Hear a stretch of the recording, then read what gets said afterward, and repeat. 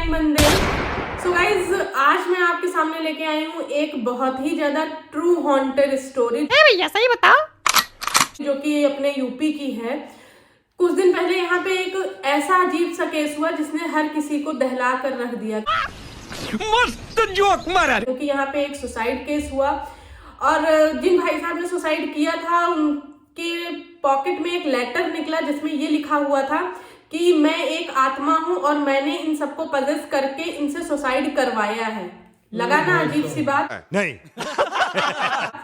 तो इसी केस की डिटेल में पूरी स्टोरी आज मैं आपको सुनाने वाली हूँ। उससे पहले अगर आप चैनल पर नए हो तो जल्दी से चैनल को सब्सक्राइब कर लेना, फ्लाइंग बंदे को जल्दी से शेयर कर देना, अपने दोस्तों में शेयर कर देना।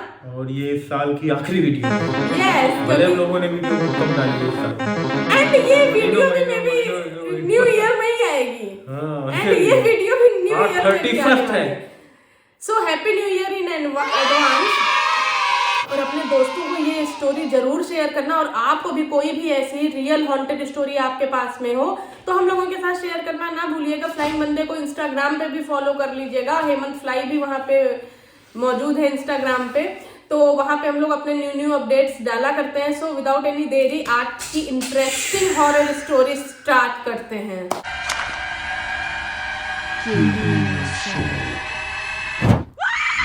तो गाइज, ये स्टोरी है यूपी की, एकदम ट्रू है। आप चाहो तो गूगल भी कर सकते हो। और पीलीभीत जगह है यूपी में, वहां पे कुछ क्राइम हो जाता है। सुबह का मैं बात करती हूँ, स्टार्टिंग से सुबह का टाइम था, रोने धोने की आवाजें आती हैं। तो फिर पता ये चलता है कि भाई एक घर में 3 लोगों ने सुसाइड कर लिया है।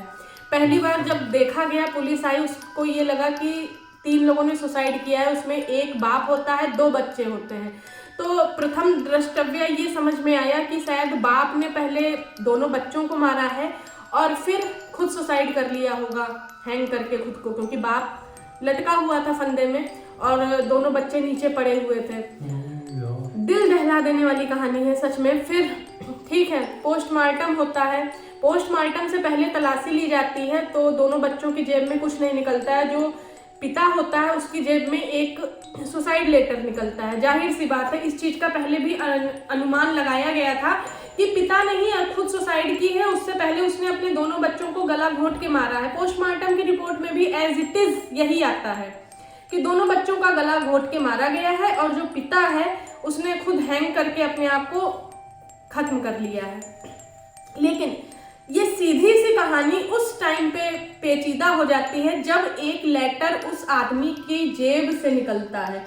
और उस लेटर में इतना अजीब सा लिखा होता है, क्योंकि उससे पहले हम लोगों ने कभी भी ऐसा कुछ ना सुना हुआ होता है और ना ही कभी पढ़ा हुआ होता है। उस लेटर में ये लिखा हुआ होता है, फर्स्ट लाइन, कि मैं एक आत्मा हूं और इस आदमी से ये लेटर लिखवा रही हूँ। यानी कि मैं जो आत्मा हूँ, मैंने पूरी तरह से इस आदमी को अपने वश में कर रखा है। वो आत्मा ये बोलती है कि मैंने इन तीनों को मारा है और इस केस से पुलिस दूर रहे, क्योंकि पुलिस अगर पड़ेगी भी तो भी हम मेरा कोई सुराग नहीं ढूंढ सकती, क्योंकि सुराग हमेशा जीवित लोगों का होता है, मृत लोगों का, आत्मा लोगों का कोई सुराग नहीं होता है। ऐसा उस लेटर में लिखा था। यानी कि किसका मतलब ये है कि उस आत्मा ने ये चीज लिखवाई हाँ, थी। वो बार-बार ये चीज मेंशन कर रही थे। है। बार-बार वो मेंशन कर रही है कि ये जो आदमी है जिसने खुद को लटकाया है और जिसने अपने दोनों बच्चों को मारा है, इसको पूरी तरह से मैंने अपने वश में कर लिया है। फिर उसमें ये लिखा हुआ होता है कि मैं, ये जो परिवार था, मैंने इस परिवार से इसका सब कुछ छीन लिया है, इसकी हवेली भी छीन ली, इसका घर भी छीन लिया है और अब बस इनकी जान बाकी थी, वो मैंने ले लिया है।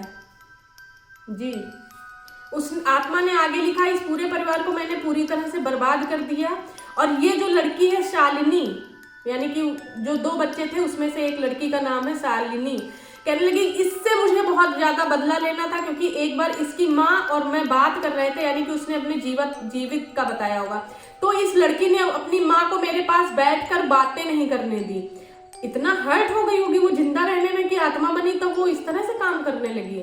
तो बहुत ज्यादा खतरनाक थी और हाँ, तो कहने लगी इसलिए मैंने इस लड़की को भी जीवित नहीं छोड़ा और इस परिवार ने मुझे बहुत सताया था, इसलिए मैंने पूरे परिवार को बर्बाद कर दिया है। और उस लेटर में आगे लिखा था कि हाँ, अब मेरा बदला पूरा हो गया है, अब इस परिवार के जो बाकी के सदस्य हैं उनको परेशान ना किया जाए, क्योंकि उस परिवार में एक लड़का भी बचा था, ये बात ध्यान देने लायक है। तो जो बाकी के सदस्य हैं उनको परेशान ना किया जाए, जो अपने आप में बहुत ज्यादा अजीब सा, क्रीपी सा मुझे लग रहा है, काफी अजीब सा लग रहा है।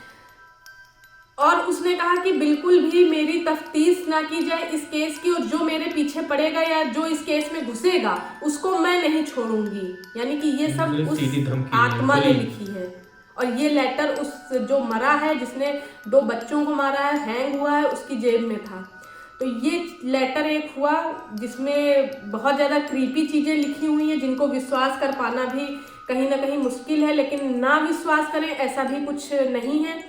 तो मुझे तो नहीं समझ में आया क्या वाकई में कोई आत्मा किसी को वश में करके ऐसा लेटर लिखवा सकती है, लेकिन ये बिल्कुल ट्रू घटना है।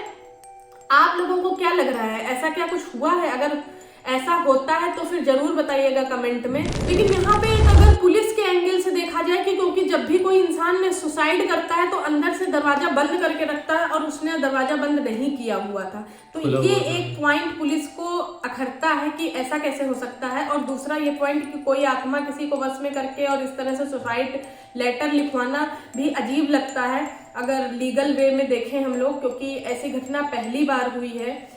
और दूसरी बात, आपने लेटर में पढ़ा है कि इस परिवार के जो भी लोग जीवित हैं अब उनको परेशान ना किया जाए। तो एक लड़का जीवित है, उसने बताया कि उसके पापा और उसकी बहन किसी आत्मा के पजेस्ड में रहते थे, यानी कि उनको कोई आत्मा पजेस करती थी। तो वो लोग काफी परेशान रहते थे। कई बार उन्होंने सत्संग वगैरह किया, पूजा पाठ किया, लेकिन कोई भी फर्क नहीं हुआ।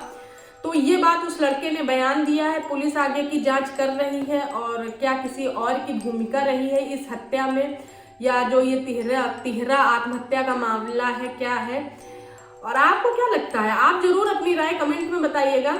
और अगर आपके पास कोई आपकी स्टोरी है तो देर किस बात की, लिख के तुरंत भेज दीजिए। And happy new year in advance. और अभी भी अगर चैनल को सब्सक्राइब नहीं किया है तो जल्दी से सब्सक्राइब कर लो, और रियल हॉन्टेड स्टोरी अपने दोस्तों के साथ जरूर शेयर करो।